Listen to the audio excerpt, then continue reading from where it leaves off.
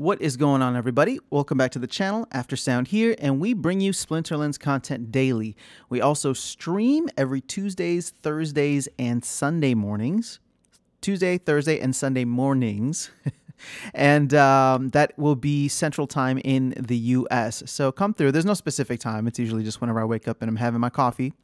And actually, one of the things that I wanted to do was kind of rehash something that we discussed as a group and in the live stream this morning, and kind of break that down into something more bite-sized that would make sense for a video, because I thought it was a really interesting discussion, and rather than try to point you somewhere, I wanted to organize my thoughts around it and then focus in on what this could potentially mean for SPS.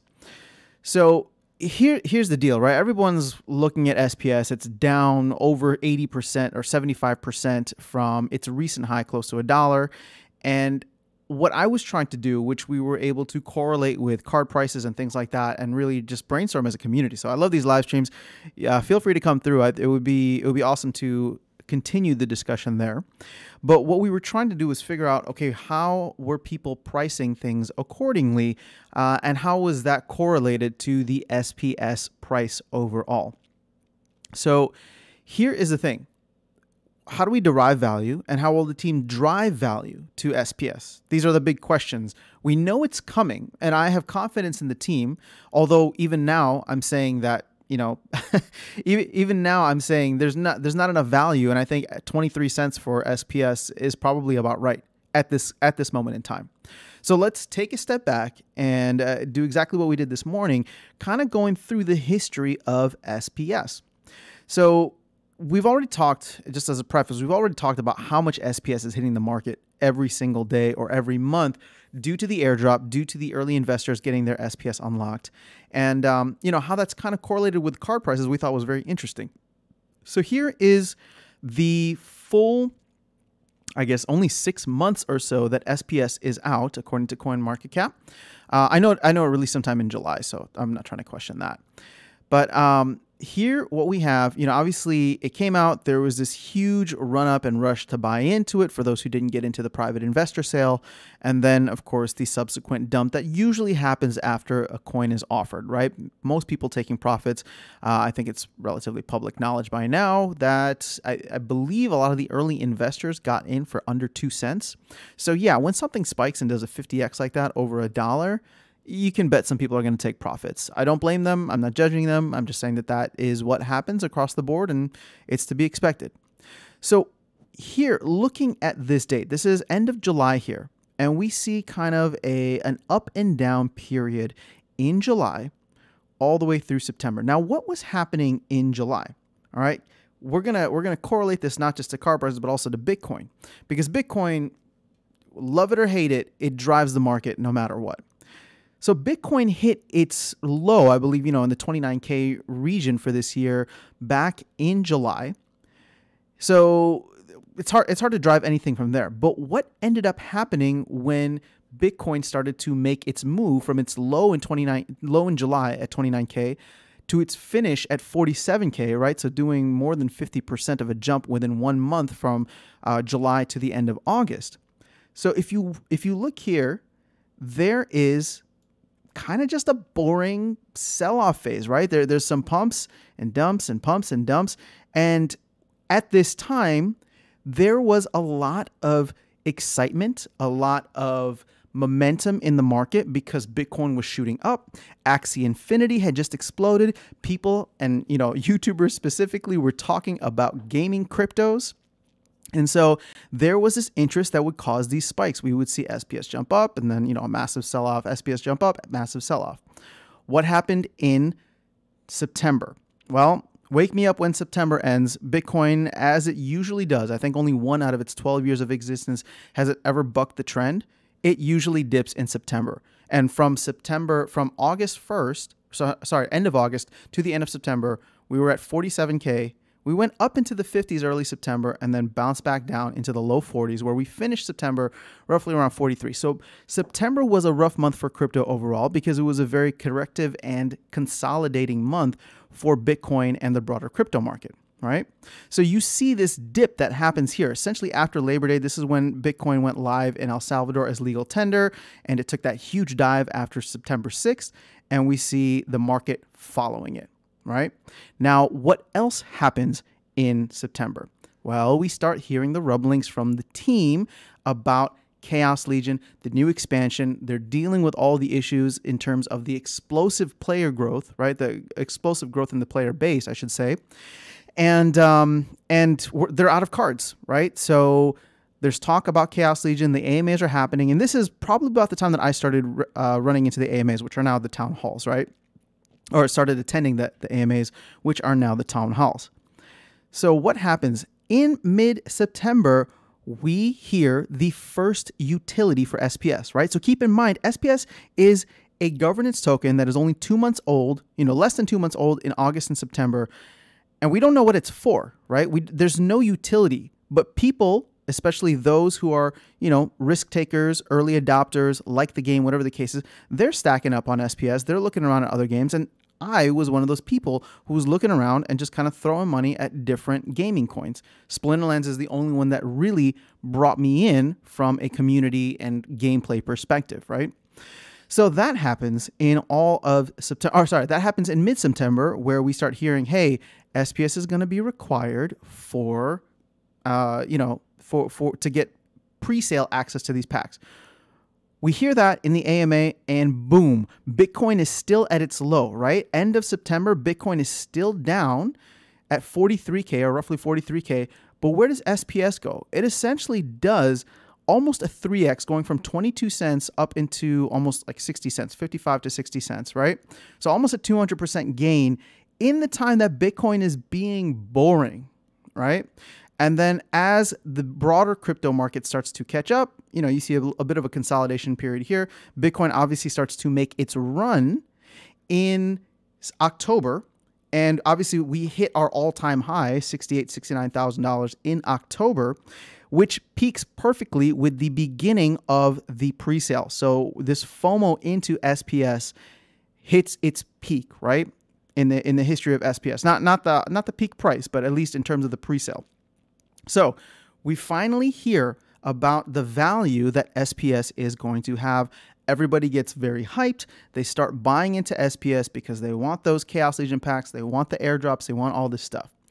Well, what happens? The launch happens the pre-sale begins on October 18th. So look in here. And there is just a massive slide afterwards, right? And this slide happens first within the Splinterlands kind of, or, within just SPS. And then the broader crypto market corrects down from, with Bitcoin coming down from its all-time high in October, hitting, a corrective period in November, and obviously now where we are in December, but that's getting ahead of ourselves. Now, why did we have this huge dip? Well, I think I've given this theory before, but just to run through it again, a lot of people who were buying SPS at the time when it was announced and people were seeing how many vouchers they were going to get, they looked at that and said, oh, wow, I have X amount of dollars in SPS. And even a couple $1,000s in SPS is only going to get you a couple of vouchers just because of the amount that others had accumulated during this period. So most folks were there. And I was even one of the people saying I held a decent amount of SPS and I was getting vouchers. But I understood the strategy of diversifying into other parts of the game that could feel underpriced. So what happens here? People who hold SPS are like, you know what? I'm not going to get enough vouchers. What's the point of me holding this? So maybe some exit the game, but I would wager a bet that many folks were selling out of SPS in order to buy into cards. Because what do we see between mid-October all the way through the release of Chaos Legion in December? We see rising card prices, right? Because there are a limited amount, and even the rewards cards that came out to try and mitigate some of that, we see that combined with the bronze nerfs that limited the amount of rewards cards that were coming in, drives the prices of all of the other assets in Splinterlands up. We see land go up and we see cards go up. I bought land in October for a little under $500. right? And then we see land going up close to 1,000. We see cards like the legendary summoners hitting the $1,000 for the first time. Like I remember Yodin and Llama and Kron and all these, so we see these cards driving way up in value, right? And that I would believe is due to the fact that people are selling a lot of the SPS that they get from staking rewards and airdrops, right? Because as I've been saying, SPS is just being given out like candy. It's like free money, and people are turning that, diversifying out of it into other hard capped assets. Is that the right move? I don't know. But it's not the wrong move, because there's very few ways to be wrong when it comes to this, right? The only way that I've said, and just to throw fuel on the gasoline on the fire again, the only wrong thing to be holding is DEC, because that isn't an asset. That's a currency. And it has a very, very limited shelf life in terms of how long it will hold its value. So we see this sell pressure continue onwards, right? And then there's this hype, Chaos Legion pre-sale ends. There is talk about the voucher system continuing. We don't have any kind of clarity on when that will be. So, overall, not that this kind of little bump in price here was due to that. But then Chaos Legion comes out. We find out about the group sale. We find out about the general sale. We find out that vouchers are only going to be needed for one more month. And that, the vouchers or the general sale will not require vouchers from there on.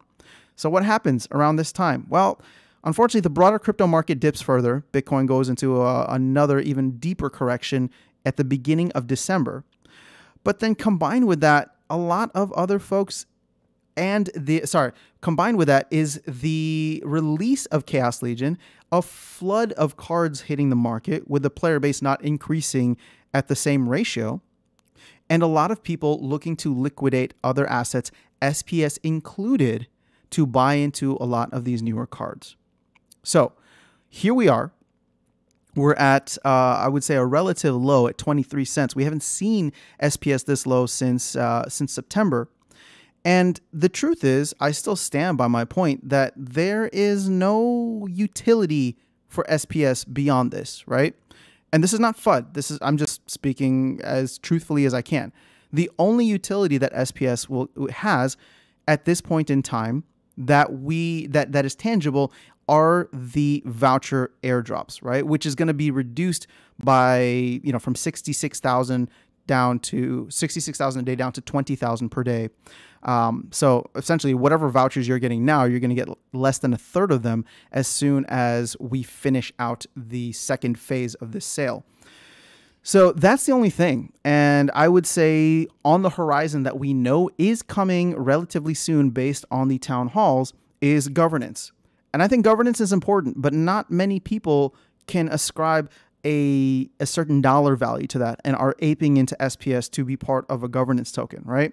A lot of people are just in this for a game, and that's fine. I don't think there's anything wrong with that, right? The governance token and the governance aspect is more of a crypto thing, and if you're into crypto, then you find the value of that and wanting to be part of the game, sharing in the spoils of it, sharing in the upward price appreciation, and feeling like you have a voice and a vote, right? But most people, nah, they're just trying to flip. They're just trying whatever. And again, I'm saying this, I don't mean this in any negative way. I'm just saying that there is a spectrum of people who are involved in this game that have their own goals and motivations. And whatever the case is, it's fine. Like everybody gets to live their own life and choose their own paths on what they want to do.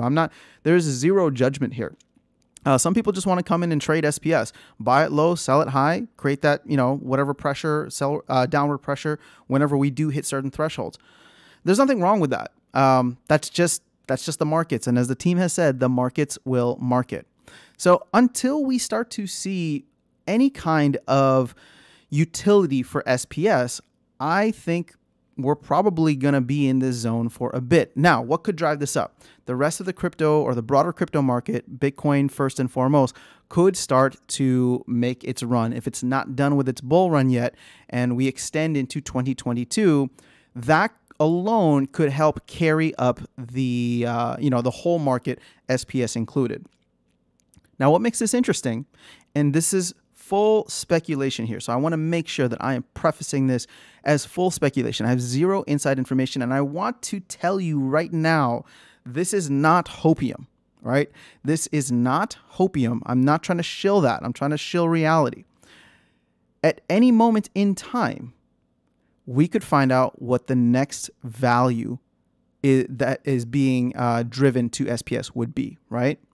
And while it may or may not be parabolic in the way that October was, you can see what happened when we went from zero utility in SPS to it meaning something, right? We did almost a 4x in that time. So we're at a point now where, as I said, from the way I view it, there is minimal or limited utility for SPS. But for those who believe in the game, who've been around for a while within it, and who understand what the team is trying to do and accomplish, the scale, the ambitious, the scope of it, it's just a matter of time. It's just a matter of time before these utilities come to SPS, which, in my opinion, will drive the price upwards. I'm not going to give you a price prediction. I'm not going to give you a timeline, because anybody who's doing that, they're just guessing, and I would be very wary of it. No offense to anybody that's offering that, but I mean, there were a lot of people saying, "Oh, SPS is going to $1, SPS is going to $5," and nobody knows. Everybody thought Bitcoin was going to melt faces and go to like 500K in Q4.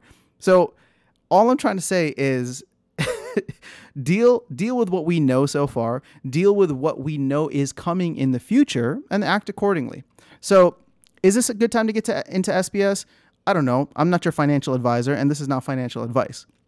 But it is at one of its macro lows in, and it's only been around for 6 months. So this is one of the lowest prices that it has been at. Can it go lower? Absolutely. But in the long term, do I expect it to increase? I do. I'm a believer in the game. I'm a believer in the team. And, if you're just dollar cost averaging in, this to me is one of the best times, because we are down 75% from our all-time high. Will we get up to our all-time high again? I think so. Will we get up into, people always ask me, do you think we're going to get to $10 per coin? Yeah, but I also think that, I would be totally okay in understanding if we got to $10 a coin in 2030, right? So what is your time frame? I think we can hit these crazy price targets, but I don't think that for anybody trying to get rich tomorrow or next month or next year, I don't think we're going to hit it in that way. This is a game, and I love Dwayne Cunningham and the way that he's kind of branded this, but this is a game that rewards you for your time and attention, and this stuff compounds over time. So as long as you're showing up, as long as you're being part of the economy, winning the rewards, taking whatever assets you get, taking the DEC that you earn from games, whatever the case is, buying more and just reinvesting all of that, it's going to compound over time.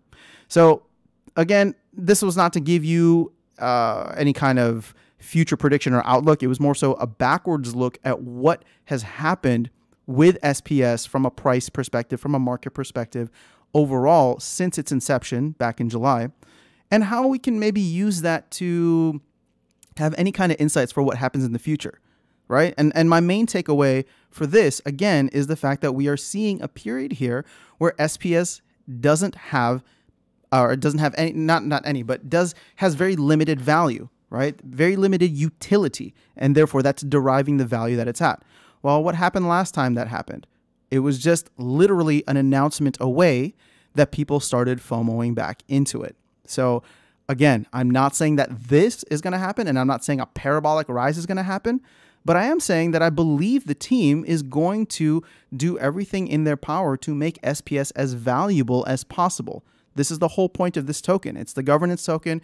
They want it to have utility, and to quote Agro, or at least paraphrase, since I can't remember exactly how he says it, if you want anything cool in the game, you're going to need SPS. And by extension, now he's saying with vouchers, right? And the only way you get vouchers is by holding SPS or buying them off the market. So that's all I have for you guys in this video today. Hopefully it was insightful, helpful, valuable, or entertaining at the very least. If you are finding it helpful, though, please consider liking and subscribing. I would really, really appreciate it. It is a free and easy way to support the channel. You guys are awesome. I will catch you on the next video, and I will see you around the game.